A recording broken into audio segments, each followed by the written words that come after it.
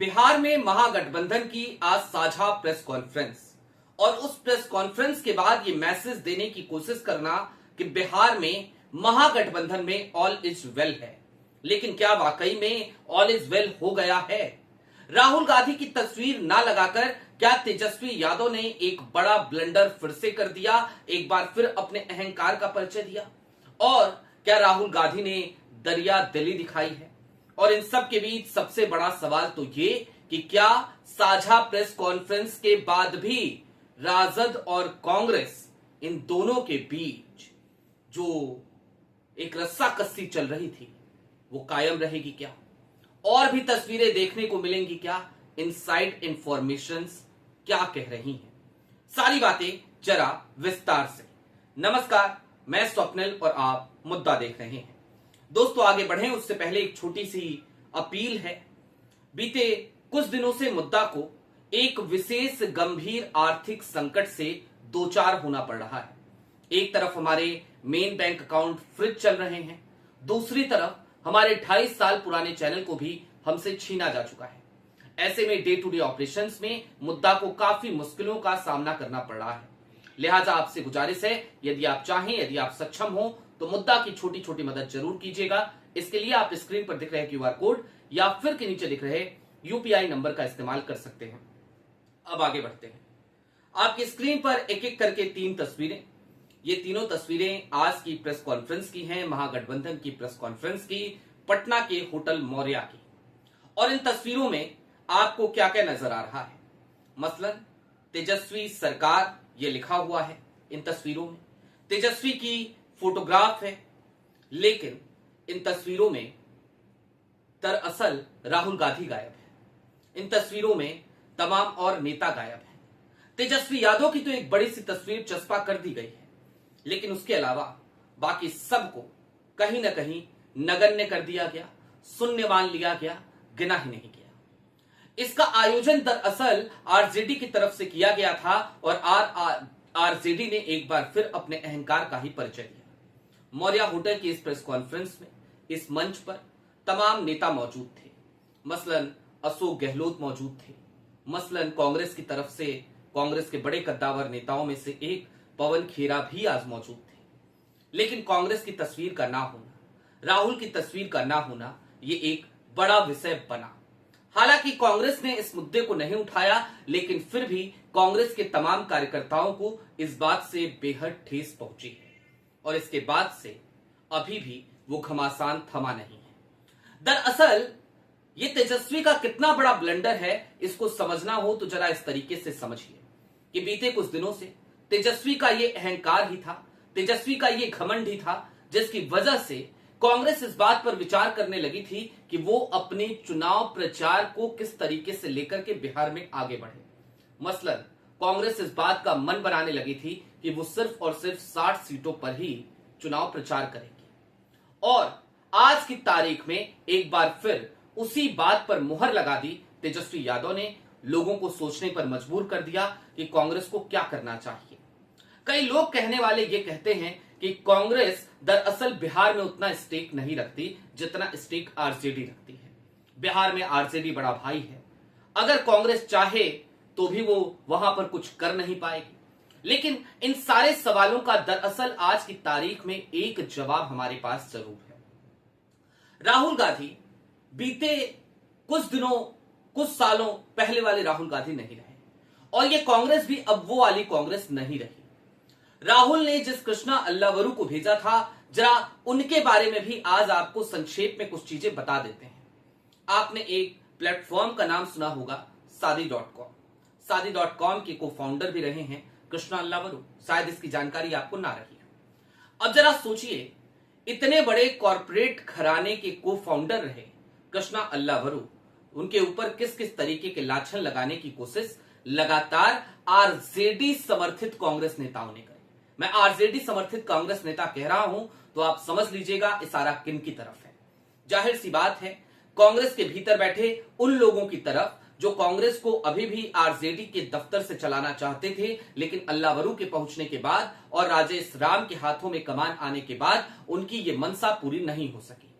जाहिर सी बात है, उन तमाम लोगों को एक बड़ा झटका लगा और आज की तारीख में कांग्रेस ने जो प्रेस कॉन्फ्रेंस करी या कल की तारीख में अशोक गहलोत जब वहां पहुंचे डैमेज कंट्रोल करने के लिए जो बातचीत हुई, ये सब कुछ क्या था जरा उसको भी समझ लीजिए। अब वक्त वो नहीं रह गया है बिहार चुनाव में जहां पर कांग्रेस कोई नए कदम उठा सके। कांग्रेस को जितने नॉमिनेशन भरने थे वो भर चुकी है, इससे ज्यादा वो एक और नॉमिनेशन अब नहीं भर सकती। नामांकन की तारीखें निकल चुकी हैं। ऐसे में जो सामने है उससे तो दो चार होना पड़ेगा। लिहाजा ये कांग्रेस की भी मजबूरी है कि अब उसे अपने अलायंस पार्टनर को साथ लेकर चलना पड़ेगा या फिर कि चलते हुए दिखाना तो पड़ेगा। अब कांग्रेस अपने अलायंस पार्टनर यानी कि आरजेडी को साथ लेकर चल रही है या फिर कि साथ चलने का दिखावा कर रही है, ये परतें आपको बहुत जल्द धीरे धीरे खुलते हुए नजर आएंगी। जरा सोचिए, राहुल गांधी जो लगातार वोट अधिकार यात्रा को लेकर इतने सक्रिय रहे, वो बीते कुछ दिनों से बिहार से दूरी क्यों बनाकर बैठे हुए हैं? उनकी भावनाएं कहां कहां आरजेडी ने आहत करी हैं? ये वो सवाल हैं जिन सवालों के गर्भ में आज की तारीख की ये वो 3 तस्वीरें जो आपको दिखाई, वो भी एक गहरा जख्म डालती हुई नजर आती हैं। वो जमाना कोई और जमाना था जब लालू यादव और गांधी परिवार का एक अलग तरीके का रिश्ता हुआ करता था। आज की तारीख में तेजस्वी यादव और उनकी चौकड़ी ने गांधी परिवार के उस रिश्ते को ऐसा लगता है जैसे भुला दिया। आज की तारीख में यदि लालू यादव के हाथ में आरजेडी होती, लालू जी का ही नेतृत्व होता, तो शायद ये तमाम तस्वीरें आपको देखने को नहीं मिलती। लेकिन ये तमाम तस्वीरें देखने को अगर मिल रही हैं तो उसके पीछे एक तरफ तो आरजेडी का नेतृत्व तेजस्वी यादव के हाथों में होना है और दूसरी तरफ तेजस्वी यादव का एक कोठरी में बंद हो जाना, एक कोठरी से घिरा होना है। तेजस्वी यादव उस कोठरी को छोड़कर अलग नहीं हो पा रहे और यही वजह है कि वो कोठरी रात दिन तेजस्वी के भीतर इस बात का भाव बढ़ रही है कि तेजस्वी जी आप तो मुख्यमंत्री बन ही जाइएगा। लेकिन तेजस्वी को यह बात याद रखनी चाहिए कि मुख्यमंत्री के नाम का अनाउंसमेंट हो जाना, मुख्यमंत्री फेस डिक्लेयर हो जाना और मुख्यमंत्री बन जाना, इन दोनों में बड़ा अंतर है। मुख्यमंत्री आप तभी बनेंगे जब आपको मैंडेट मिलेगा और मैंडेट आपको तभी मिलेगा जब जनता के बीच एक क्लियर कट मैसेज जाए।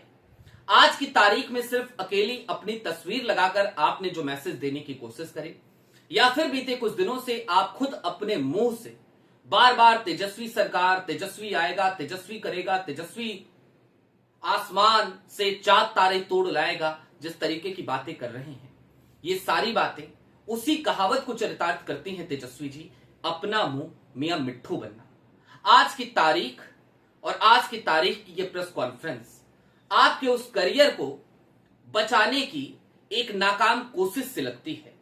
शायद आज की तारीख में ये जो पीसी हुई, इस पीसी में अगर इस बात का भी ऐलान हो जाता कि आरजेडी के जिन प्रत्याशियों ने नामांकन कांग्रेस की सीटों पर भरा है वो अपने नामांकन वापस ले लेंगे, तो बड़ा सुकून मिलता कांग्रेस के तमाम कार्यकर्ताओं को, तमाम नेताओं को। लेकिन ऐसा कोई ऐलान तो हुआ नहीं। और सबसे बड़ी बात तो ये कि वीआईपी के प्रत्याशी ने अपना नाम जरूर वापस ले लिया, सीपीआई-एम के प्रत्याशी ने अपना नाम कांग्रेस की सीट से जरूर वापस ले लिया, लेकिन आपके जो प्रत्याशी हैं वो अभी भी नाम वापस लेने को तैयार नहीं है। यानी कि आपकी पार्टी में अभी भी अनुशासन की बेहद कमी है और अनुशासन की ये कमी तब और ज्यादा बढ़ती हुई नजर आती है जब आप खुद अनुशासित नहीं होते। तेजस्वी जी, आपको याद रखना चाहिए, इस देश का नेता प्रतिपक्ष सुबह 8 बजे से आपका इंतजार किया करता था और आप उसे इंतजार कराया करते थे। वोट अधिकार यात्रा के दौरान ये सब कुछ उसी बिहार में हो रहा था और जब ये सब कुछ हो रहा था तब भी तमाम तरीके की बातें आती थी, लेकिन उन बातों को दबा दिया जाता था, वो बातें जग जाहिर नहीं हुई। लेकिन तेजस्वी जी, आज की तारीख में बारात आपके दरवाजे पर आकर खड़ी हो गई है। सबके स्वागत करने की जिम्मेदारी आपकी थी, लेकिन आप खुद दुल्हा बनने के चक्कर में इतने ज्यादा व्यस्त हो गए कि आप ये भूल गए कि आपको बिहार में सबका स्वागत करना चाहिए था। बहरहाल दोस्तों, अब चलते चलते इस बात को समझिए कि आज ये जो प्रेस कॉन्फ्रेंस हुई और जिसके बाद से एक मैसेज देने की कोशिश महागठबंधन के जरिए किया गया कि सब कुछ कंट्रोल हो गया है, डैमेज कंट्रोल हो गया है, दरअसल वास्तविकता इससे कोसों दूर जाकर खड़ी हो गई है। आज की तारीख में डैमेज कंट्रोल करने का ये एक दिखावा मात्र था और इस बात को लिख कर रख लीजिए और ये चीजें नतीजे आने से पहले तक आपको परिलक्षित हो जाएंगी। दरअसल कांग्रेस तो यूं भी और कांग्रेस के तमाम कई बड़े नेता यूं भी अब एकला चलो रेह के रास्ते पर निकलना चाहते हैं। वो चाहते हैं कि उनका जो स्टेक तमाम रीजनल पार्टीज के पास है, अब जरा उस स्टेक को वापस पाने की कवायद में लगा जाए। और बिहार सबसे पहली शुरुआत कांग्रेस की है इस मामले में। कांग्रेस के तमाम स्टार प्रचारक आपको उन 61 सीटों पे तो खासे सक्रिय नजर आएंगे जहां पर कांग्रेस चुनाव लड़ रही है, कांग्रेस के प्रत्याशी चुनाव लड़ रहे हैं। लेकिन उससे इतर आपको यह भी नजर आएगा कि बाकी सीटों पर कांग्रेस उतना इंटरेस्ट लेती नजर नहीं आ रही है।